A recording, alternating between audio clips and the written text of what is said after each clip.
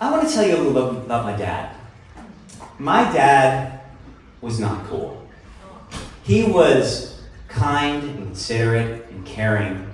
He was a guy that you could count on, you could trust. He was a mentor to so many people, but he wasn't cool. He wasn't hip. That was not how you describe my dad. But it didn't matter because I wanted to spend time with him, as much time as I could. And so when he was a busy guy, it was hard to spend time with him because he was busy. He was an entrepreneur. He had things going on. He worked a lot. But when he was there, he was there. But just getting time with him alone was special. And he used to come home every day for dinner. And we'd have dinner together as a family. And then if I was lucky, he'd come down to the basement where I had a black and white TV. It was channel 38 in Boston. They had every day at 7:30 p.m. they had MASH on. And we would watch that show together, and he would watch part of it. He usually didn't watch the whole thing. But every time he'd come down, he'd have his drink in his hand, and he'd say, I haven't seen this one. And I knew he'd seen the one, because I treasured every moment with him, because it was like our time. It was just a few minutes, because he'd watch a little bit, and then he'd go up and spend time with my mom or my sister or wherever. He'd do his thing. But it was great. And we did other things together too. I mean, we played tennis and we played catch up front and we'd go skiing and we'd do walks and we played games, and he was a great dad. And sometimes we'd watch sports together. But as my mom can attest to, he did not, sports was his thing. That's when he focused in on him.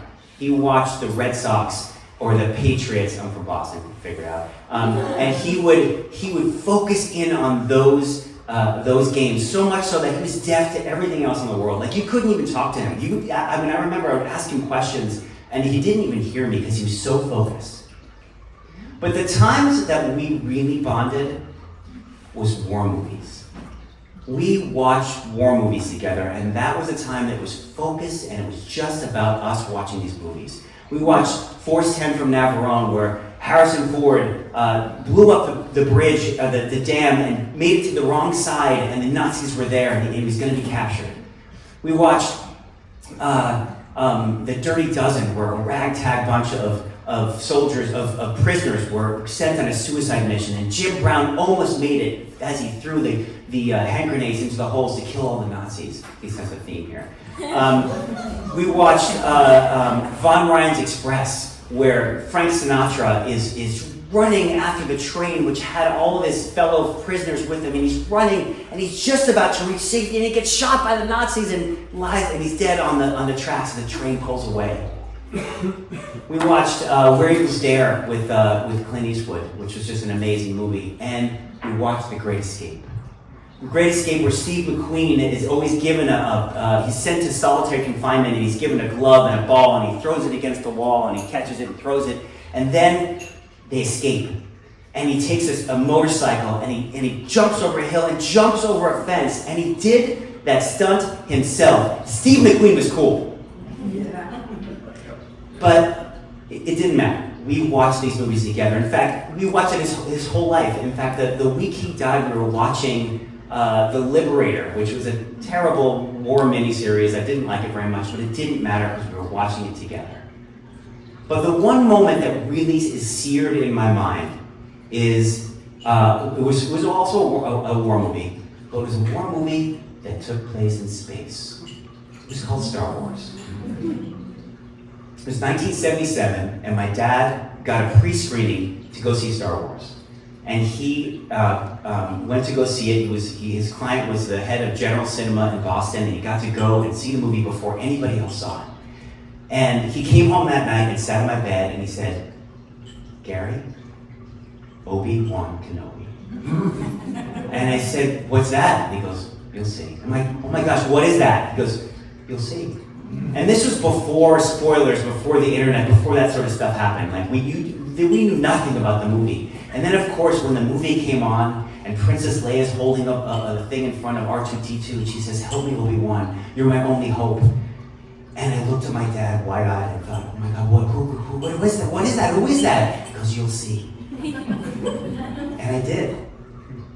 And I remember walking out of that theater looked up at my dad, and I thought to myself, he's the coolest dad in the galaxy. And I miss him.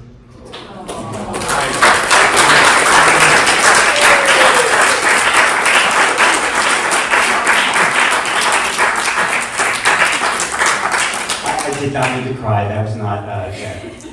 Okay, and that's my dad, and that's me about that age, doing our thing. Thank you. Okay. All right. Wow. Great. Everybody, let's welcome Paula up to the stage. Paula.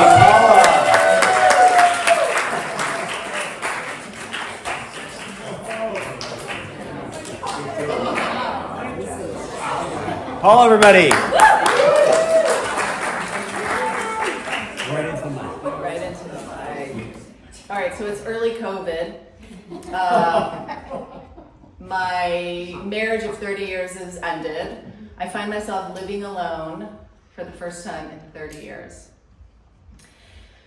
So, I've kind of lost my mojo. I was wondering about, the future of my life, like sex and, do I still have it? Do I still want it? Am I fuckable?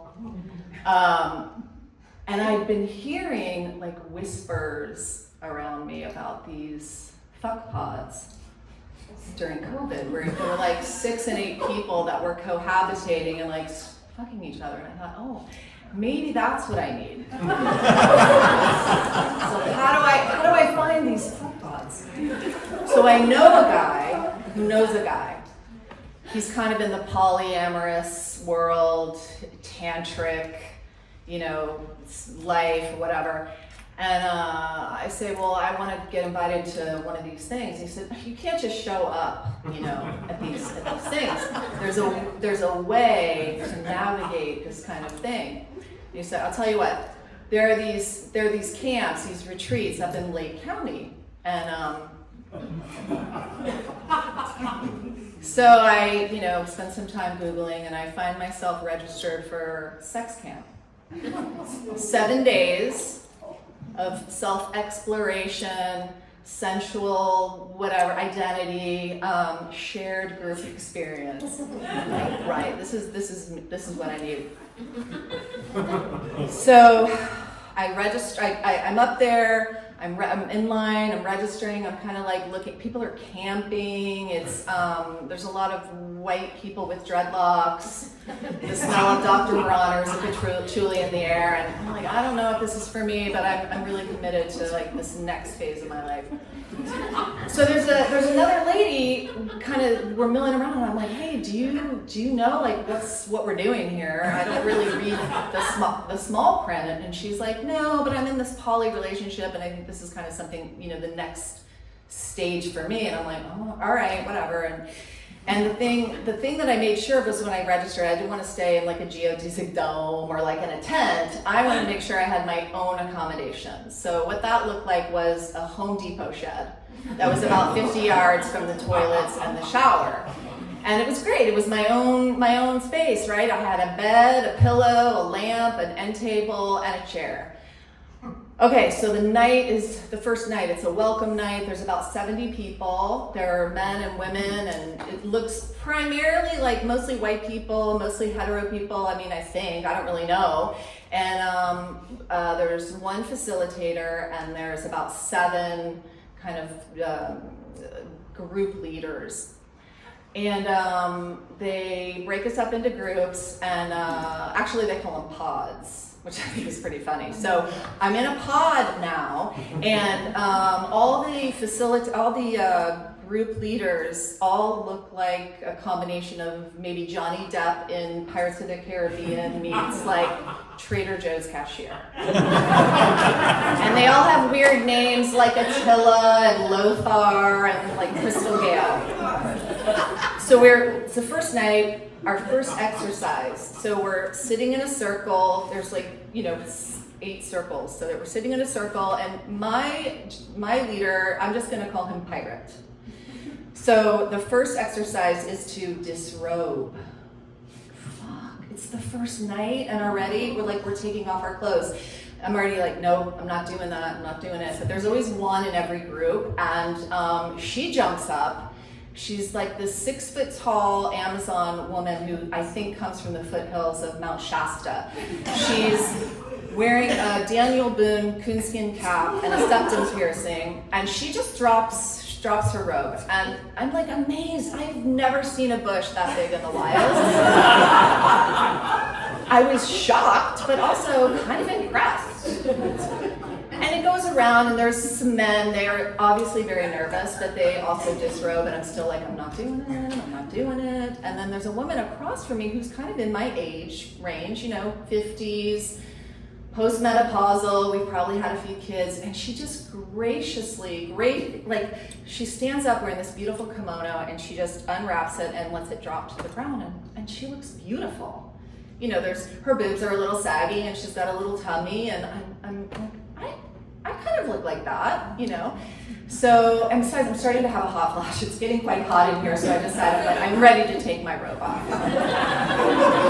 I was the last to go, and everybody knew I was super apprehensive. So by the time I take my robe off, people are clapping, and it was supportive, So it's like, okay, I feel like I'm starting to gain some kind of power back, right? All right, the next night, we are instructed to shower, groom, which I was hoping somebody might talk to Bush Girl about reining that in. Bring your robe and any toys you might have brought with you. Now, like I said, I don't read fine print, but I always travel with a magic wand, so I was set. So we go into something called the sanctuary, and which made me giggle because this used to be a Christian retreat center. So we're instructed to lay there's a giant circle, and there are mats 3 inches apart around the entire room. And I'm always late. This is not the time to be late. There was one spot available, and it was between tube sock guy was on the left, and he seemed relatively safe. I mean, he was naked, but he had on clean socks. And then the guy next to him, and the guy on the other side, he looked a little more severe. He had a military haircut, special forces. I'm sure he's killed people. So I felt safe next to this guy. All right. There's music happening, breathing, getting grounded, feeling in your body, and fuck. My mind is like, how do I get out of here? There's a bathroom window. I could crawl out the window. I could take my robe and just run into the woods. Or I paid a lot of money to be here. I mean, I feel safe, right? I'm next to this guy. He would kill for me, and then this guy's harmless. He obviously knows how to do his laundry. I'm fine. So the instructor starts to tell us, be prepared and, whatever. Still, I'm not quite sure what's about to happen. I kind of know what's going to happen. But, so then the music starts kind of changing, right? And the instructor says, now if you're so called, please feel free to begin touching yourself. And then you start to hear these things start clicking on, and the vibrations of all the sex toys start coming on, and I'm like, oh my god. And so I'm looking to the left, looking to the right. Oh, and they were very clear about the instructions. Stay on your mat and keep your hands to yourself, which is a little bit like preschool nap time. So you start to hear the moans and the groans, and all of a sudden there's this sounds are building and building and building, and then you start to kind of hear, and then you start to feel these waves of orgasms, and it's the circle of orgasms and the stadium of orgasms. It's almost like being at a Warriors game, and Steph Curry shoots the final basket at double overtime, right? And so it's a weird thing, but you're kind of feeling like I'm safe. You know, I'm safe, I'm on my mat, I'm having this fucking weird shared experience with 70 people, but I'm starting to feel like, you know, kind of more powerful in my body. Okay, that was only night 2. There's 5 more days to go. I will say the other nights involved, there was a disabled, like a very large disabled German woman who was in the corner flogging people. And I have to say, like, normally that kind of thing wouldn't interest me, but she looked so beautiful and she was in such command of like what was happening over there. And then there were people fucking in a hammock and there was like bodies everywhere. And you know, I thought, I'm kind of old-fashioned, you know? I went seeking for this thing, you know, to feel like I needed to be part of this thing, and you know what I realized is that I just started. I was feeling like I had this power and this like sexual energy returning to me, and eventually I realized like that's what I was looking for. I wasn't looking for a fuck pod.